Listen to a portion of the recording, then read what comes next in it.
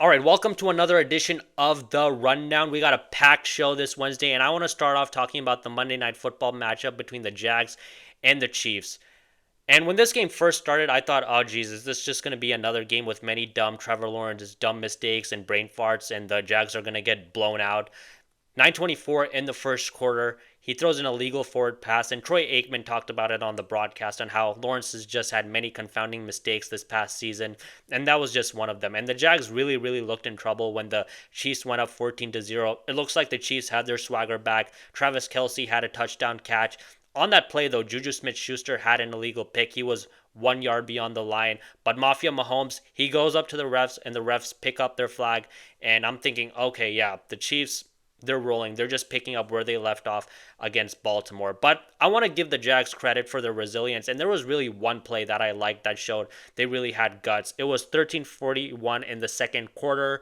And they go for it on a QB sneak on a 4th and goal. But they fail and Lawrence fumbles the ball. And I like how they didn't go for the field goal. When you're playing against the Chiefs, you really can't afford to settle for field goals unless you really, really have to. If you have a chance to get a touchdown, you just got to go for it. And I liked how the Jags went for it. Even though the Jags were down 14-0, they come down, they get a touchdown. Trevor Lawrence was huge using his legs, and he used his legs throughout the game, which really, really helped the offense out a lot. But third quarter, that's when the tide really, really started to turn. And Mahomes just made an inexplicable mistake. It's 14-14. He's at the Jags 3 yard line. 2nd and goal. And boom, he just throws a pick to Devin Lloyd. And Devin Lloyd can sniff out that he was going to throw it to Juju Smith-Schuster, and Lloyd just takes it to the house, and that puts the Jags up 21-14. But I guess Trevor Lawrence returned the favor because on a 2nd and 7 at his own 15, he threw an interception. Although that wasn't really his fault, it was PI, and I don't know how the refs missed that. You just can't miss that. It was obvious and blatant PI, but nonetheless, the Chiefs get the ball and they tie it up, and yeah, they eventually go up 28-24, and that's when the moment of truth comes for the Jags. It's a minute 45, and Trevor Lawrence has a chance to have a game-winning touchdown drive, and it really seemed like it was the most important drive of Trevor Lawrence's career. I mean, other than that playoff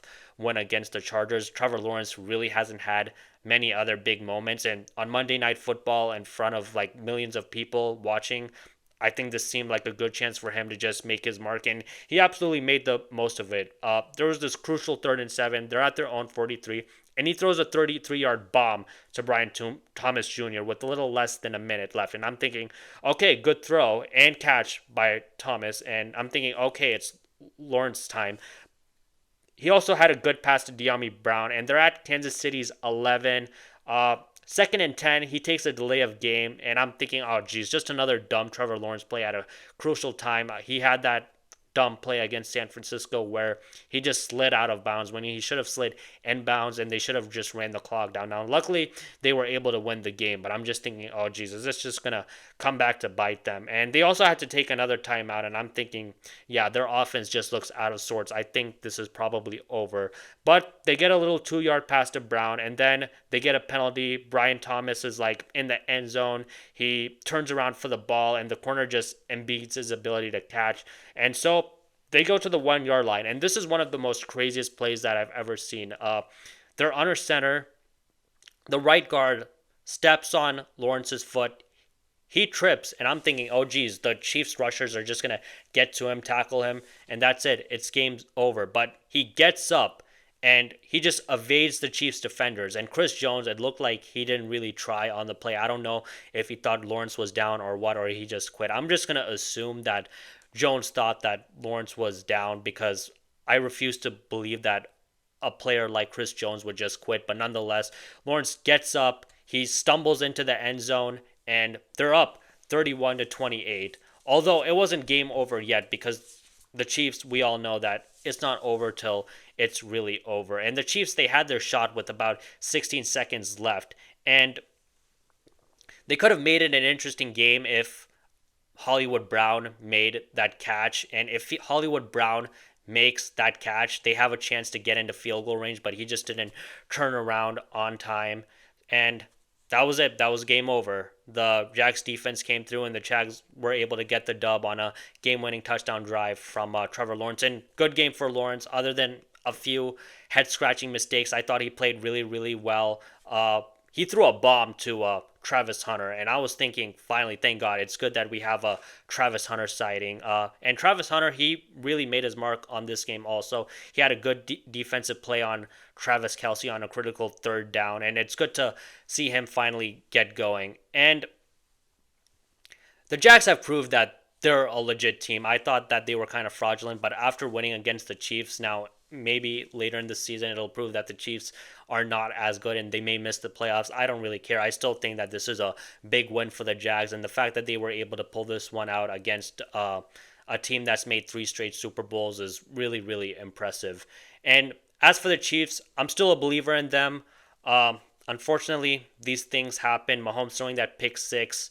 And they also had some penalties on the offensive line by Jawan Taylor. And I know how Chiefs fans feel because me being a Seahawks fan and having Jermaine Ifedi as part of your offensive line, every time there was a false start on the Seahawks, you knew that it was Jermaine Ifedi. So I can feel the Chiefs fans' pain, but I'm sure that they'll be okay considering the fact that they've won 3 Super Bowls. And the Chiefs, they got a really, really tough schedule, but again, I'm still a believer in them. They face Detroit next week, which isn't going to be an easy game whatsoever. It'll be the last game they'll play without Rashid Rice because after that game, Rashid Rice is going to come back. And we all saw what a great impact that Xavier Worthy has had on that offense. And I think with Rashid Rice coming back and Mahomes just having more weapons at his disposal, the Chiefs' offense will be better. Hopefully, they can just get the defense straightened out. And I'm not going to say that if they lose against Detroit, their season is over because I just have a lot of faith in the Chiefs. And considering they've made 3 Super Bowls and they've just had a bunch of success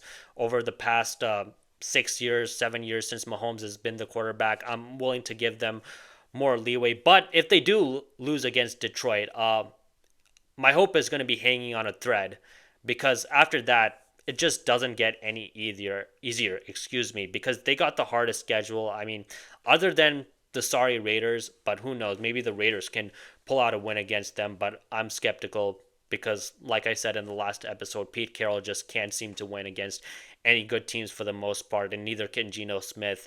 They're not really going to face many other bad teams, so interested to see how they look against Detroit. If they get blown out, after that, they got to start winning games. I think Detroit, they can afford to lose against, but they got to go on a big, big winning streak. But Detroit, that's a critical game, man. I think it's important that they look good against Detroit because if they can't look good against Detroit, who's a really, really good team, it's going to be rough sledding for the Chiefs. So their season, it's on the line. They may miss the playoffs, but I think that they'll bounce back. I think the offense will bounce back, and once they get Rashid Rice, they should be rolling.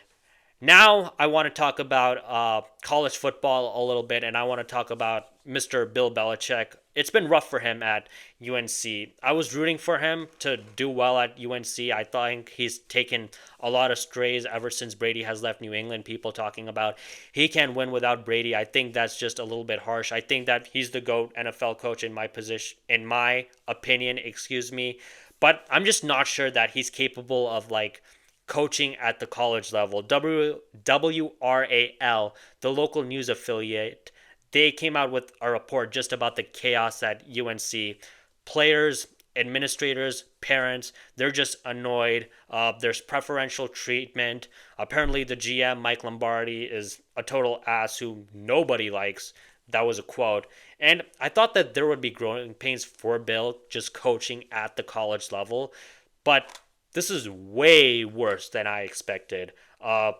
They've lost in their games by an average margin of 29 points. And they also lost to Clemson, who's terrible. This isn't Clemson with Trevor Lawrence or Deshaun Watson. This is a new Clemson, which isn't that good. And in that report, they talked about how players are selling their game day tickets and not giving it to teammates when that's basically what you're supposed to do. Some players get better parking spots. Parents aren't allowed to communicate with the coaching staff. And with Mac Brown, that was the complete opposite. When Mac Brown was the head coach, he had an open door policy. But with Bill, he doesn't want to communicate with parents, which, I mean, considering how he was at press conferences and just with the media and just his basic disposition, it's not that surprising that he doesn't want to communicate with parents. But at the college level, you got to do that. And going back to Mike Lombardi and just Belichick hiring his sons, this was my complaint about him in New England, that he just got really, really lazy when it came to hiring his staff. I talked about how he hired Matt Patricia to be his offensive coordinator, which I really think screwed up the development of Mac Jones. And I don't know why you would have a defensive coordinator coach offense. And Bill just does not seem to want to have people on his staff very much that he's just not familiar with, and he just doesn't really want to go outside his comfort zone. And I just don't think you can coach that way. I mean, it's cool to just want to develop your own guys and just be with people you're familiar with, but sometimes you just have to go outside your comfort zone, and that just seems like something that Bill is absolutely incapable of doing. He also got Mike Lombardi's son as the QB coach. I don't know, maybe his son is a capable QB coach, but it just seems like there's a lot of nepotism going around. And the whole Jordan Hudson thing, that's also a little bit weird. There was that whole like brouhaha about, whether or not she's involved in the program. He denied it, but I don't know. Where there's smoke, there's fire. And there was also that other thing where the Patriots scouts are just not welcome at the facility, and he confirmed it. He basically said it's clear that he's not welcome at their facility, so anyone from the Patriots isn't welcome at his, which I mean is weird because Mike Vrabel talked about how he was literally at the Patriots facility for Tom Brady's Patriots Hall of Fame ceremony. So I don't know where that's coming from. Bill is just a very, very petty guy. He had a falling out with Robert Kraft, and it was clear that he wasn't happy with the way Robert Kraft was operating the Patriots his last 3-4 years there. And I've heard stories about Bill just being very, very petty. There's that one story where Eric Mangini goes to coach the Jets, and Bill basically told Eric Mangini not to coach the Jets because he hates the Jets and he just hates everything about them. And Eric Mangini declined him, as he should have, because when there's a head coaching job that opens up, you got to take it. And he took it, and Bill basically cut him off and was kind of a dick to him afterwards. So that's just Bill for you. And he's just a curt, gruff guy. I just don't think that he's meant for college. I wanted it to work. I thought that maybe after a year off from the game, he would come back renewed, but I just don't think Bill is capable of being anyone else other than Bill. In college, you got to schmooze with recruits and donors, and I just don't think Bill is a guy that wants to do that. He just wants to be a guy that just pores over film and just focuses on the coaching aspect. He doesn't even like talking to the media, so he's just not meant for the college game. And to put it bluntly, he's a dick, and all his other guys are dicks. The guys that work for him are dicks. I mean, we see it. Like, all of his other assistant coaches, it never works out for them when they try to go out on their own. It didn't work out for Josh McDaniels twice. It didn't work out for Brian Flores, although I hope Brian Flores gets another chance to be a head coach because I think he's a really, really smart defensive-minded head coach. And it didn't work out for many, many others. I guess Bill O'Brien was kind of the one-off. He did okay in Houston, but other than that, it really just hasn't gone that well for his assistants. And for Mike Lombardi, he's also, it just seems kind of a dick. Him, Patricia, and Bill just did a podcast where they just talked about what's happening in the NFL and scheme and whatnot. And he basically talked about how when he went to be the general manager of the Browns, he realized that culture was not for him, and it was the Patriots culture that he was really meant for, and that was the only culture he could survive at. And I don't know, it just seems that without Belichick, his guys can't survive, and they just need daddy to help them out. So it's not going good at all. And I don't even know if Mike Lombardi was the best guy to be the general manager for UNC. No one really, I think, other than maybe some people on the staff, have that much familiarity with the college game. And in college, they talk about how talent matters more in college than it does in the NFL. In the NFL, obviously, talent matters. You need a certain level of talent. But if you can scheme things up, maybe you can get away with having less talent. And it certainly was true for the Patriots because Bill, for the most part, did not have the most talented team. He did have talented teams, but they weren't like all-star level teams. But because Bill's a smart defensive mind, he had a great quarterback in Tom Brady.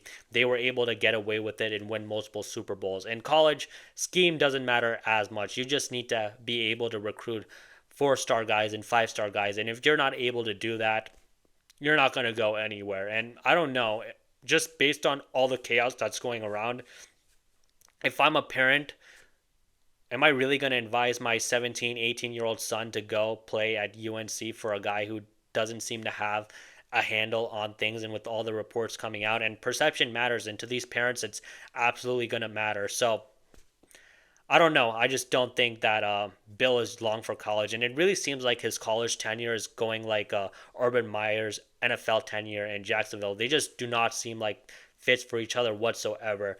There are some coaches who are just meant to coach in the pros, and there are some coaches who are just meant to coach in college. And Bill and Urban Meyer are perfect examples of that. It's very rare that you get a guy like Jim Harbaugh and Pete Carroll who are able to coach at both the NFL level and the college level. Other than that, it's either one or the other. If you look at basketball, Rick Pitino, John Calipari, terrible pro coaches, great college coaches. And I don't know how a guy like Dabo Sweeney or Steve Sarkisian would do at the NFL level. I mean, if you look at a guy like Ryan Grubbs, he was a terrible OC in Seattle because his scheme just did not fit the NFL level. But in college, he's a pretty good OC. So I think this Belichick thing, it probably lasts until the end of the year, and then I don't know. I just think that both parties may decide to part ways. I know that Mike Lombardi came out and said that, oh, you got to trust the process, which I freaking hate that moniker. I hated it when Philly was just purposely like winning only 10, 12 games just to get high draft picks, excuse me. And obviously it didn't work out for them. And in college, trusting the process doesn't really work. You gotta just get high level talent and you gotta recruit. There's no draft that goes on. So Belichick, he's gonna have to work on his recruiting skills, try and get higher end talent if he happens to stick around after this year, because if he doesn't, and if he doesn't change his ways, it's not gonna really work out for him. And it's really weird to see him having this preferential treatment for certain players when he was at the Patriots. I'm sure that he didn't treat everybody the same, but he tried his best to treat everybody the same and treat everybody fairly, and nobody is above the organization. He wouldn't even let Tom Brady, a guy who had won 5 Super Bowls for him at that point, have his own personal trainer around the facility. But all of a sudden, all these players are getting extra benefits. So UNC, it's going to be rough for them going forward, and I just think it's going to be an unmitigated disaster. Hopefully I'm wrong, because I do think Belichick is a great coach, and he kind of gets raw deal people talking about how he hasn't won after Brady, but it is true. He really hasn't done much without Brady. I don't think his record is all that great. So we'll see what happens going forward. Maybe they fire him mid-season. Maybe they fire him after the season. We'll just have to wait and see. Now I want to go talk about another coach who's on the hot seat, and that's Mike McDaniel. They lost to the Panthers 27-24, and the Panthers are one of the worst teams in the NFL, and now they're 1-4. And again, just a rough season for the Dolphins. When Tyreek Hill got injured, that was the final nail in the coffin for them. They weren't going to win anything anyways, and without him, they absolutely weren't going to be able to turn things around if they were. I doubt they would have, though. And I don't know if Mike McDaniels, I think he probably gets fired mid-season. There's always a few or two mid-season firings in the NFL. I think he's probably going to be one of them. Maybe Brian Daboll and Callahan will also be one of them. I think Mike McDaniel is a good scheme guy. I think he's a good play caller. I think that he's done the job, what he's supposed to do, and that's maximize Tua's abilities. And I think he's gotten the best out of Tua, but unfortunately, the leadership part, I don't think he's gotten that part down. I talked about how players coming late and just all that chaos going around, and Tyreek Hill last season opting out of a play, of a drive, and it's not a good look for him. And it just seems like with all this chaos, he just can't seem to rein it in, and that's unfortunate. And I don't care what head coach you hire next, you need to have a franchise quarterback. And I think Tua's solid. I think he's all right. He's certainly not bad, but I just don't think he's a franchise quarterback. And I just think if you're paying someone $50 million, they've got to perform better than Tua. He's certainly not the problem, but he isn't the solution either. And when I'm paying someone that much money, I want them to be the solution. And he's just not that guy so far. So when Mike McDaniels gets fired, maybe I'm wrong, but I think he's probably going to get fired. And Chris Greer has to go with him. There's no way that you fire Mike McDaniel and you keep Chris Greer around. Chris Greer has been the general manager for 10 years and he hasn't won a playoff game, so he also has to go.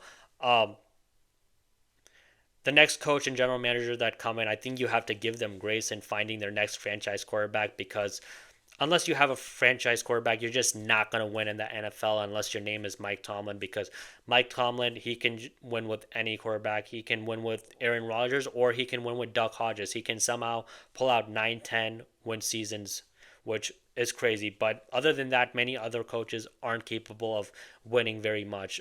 John Harbaugh, he probably would have gotten fired if the Ravens didn't draft Lamar Jackson, because those last few Flacco seasons, they weren't going all that well. And Kyle Shanahan, if they didn't luckily draft Brock Purdy, he probably would have gotten fired also. So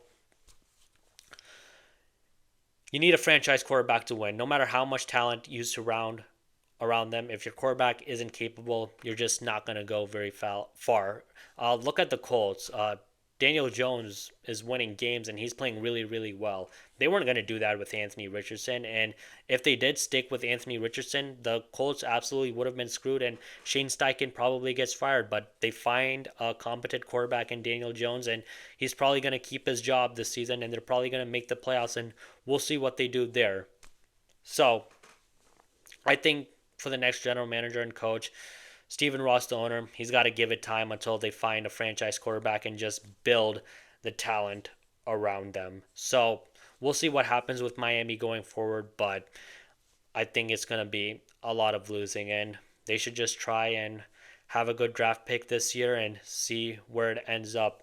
Now I want to go back to college football, and I want to talk about Arch Manning. There was an article about him on The Athletic, and the title of the article was, "Is Arch Manning college football's first flop?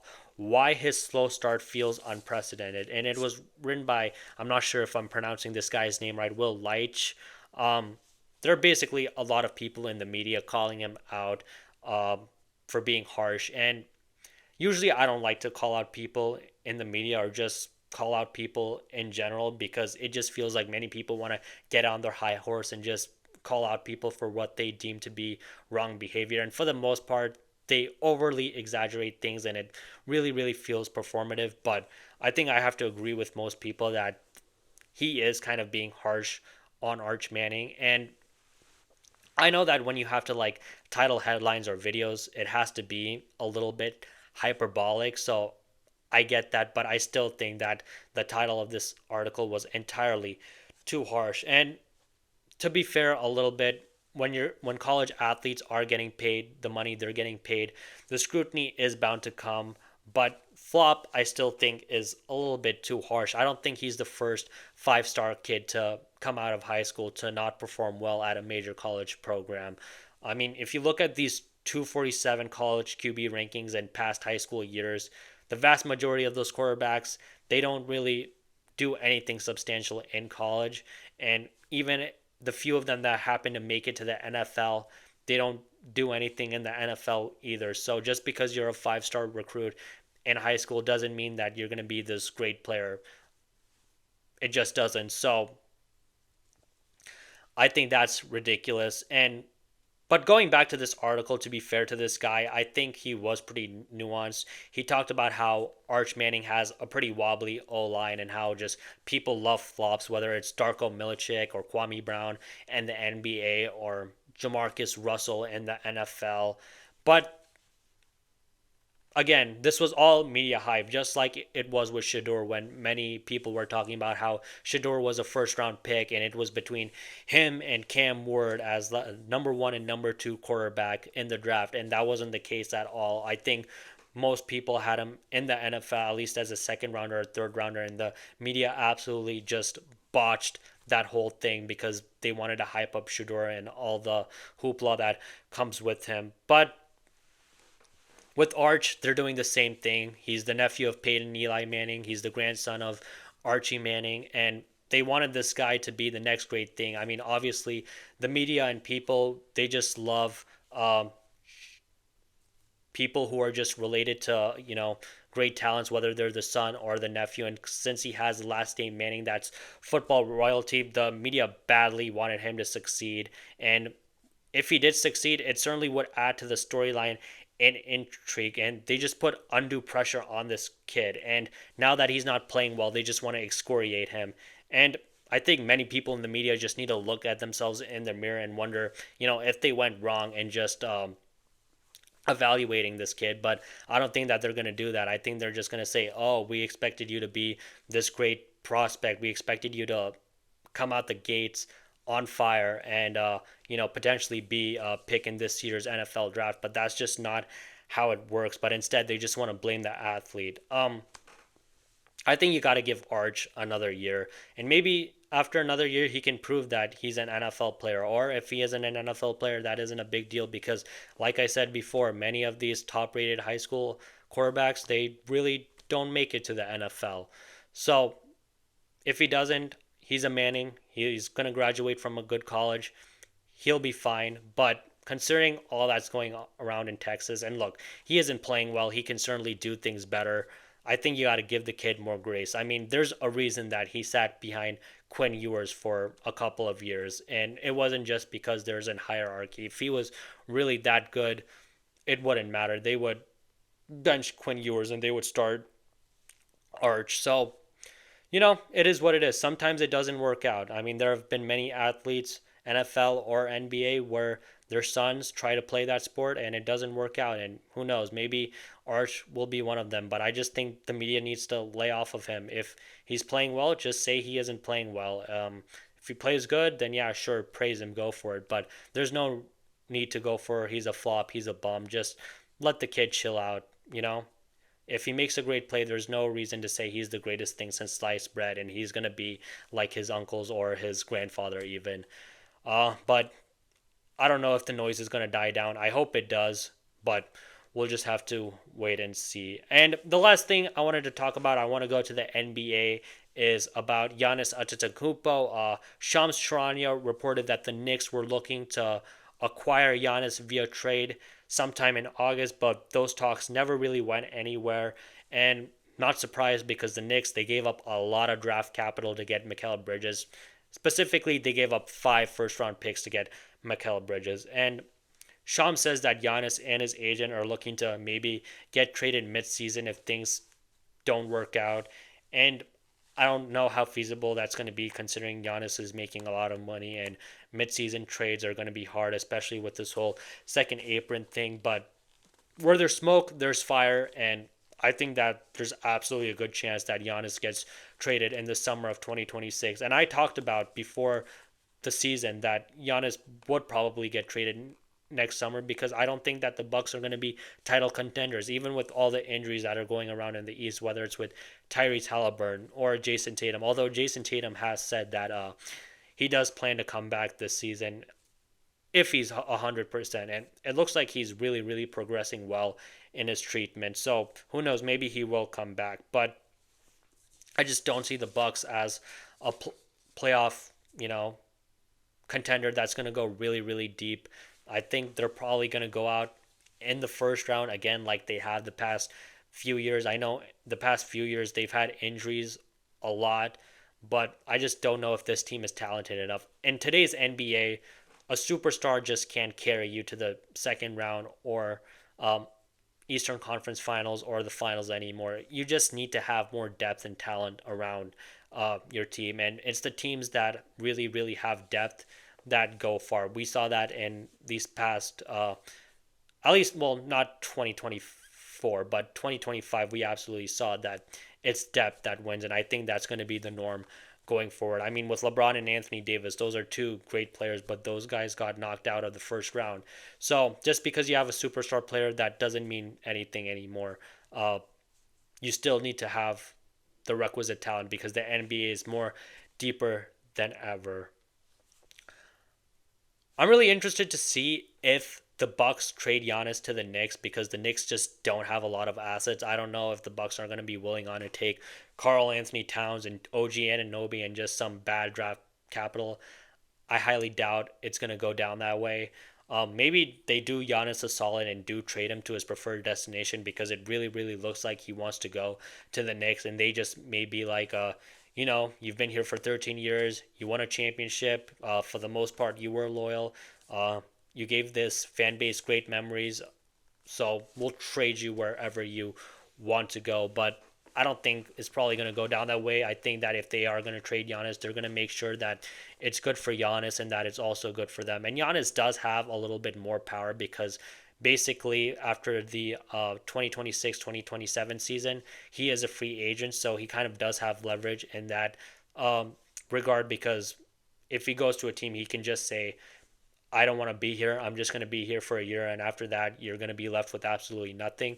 So it has to work out for both parties. And I probably think that's going to how it's probably going to go down.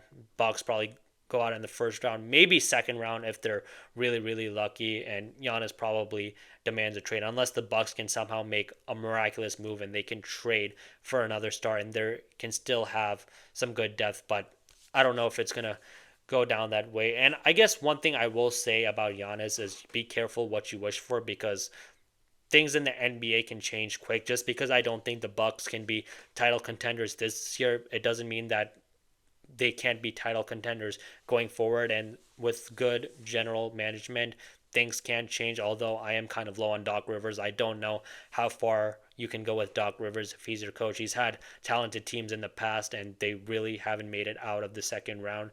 So that is another thing to watch out for, but I don't know if Giannis thinks of it that way. So we've seen many athletes that when they want to get traded from their team that drafted them, it sometimes doesn't work out. So if Giannis does decide to get traded and he wants to sign with another team long term, he has to make sure that it's a good organization and they have good pieces so that he can compete for championships as he is nearing the end of his career. And I hope he's really, really smart because he can't keep requesting trades when things go bad. Now he stuck it out with the Bucks, but he has to be really, really smart about it going forward. So yeah, that's all I have for you guys. I will be back Friday to break down Thursday night football between the Giants and the Eagles, and also break down some other matchups going on this Sunday. And yeah, that's all I have for you. Please like and subscribe. Thank you.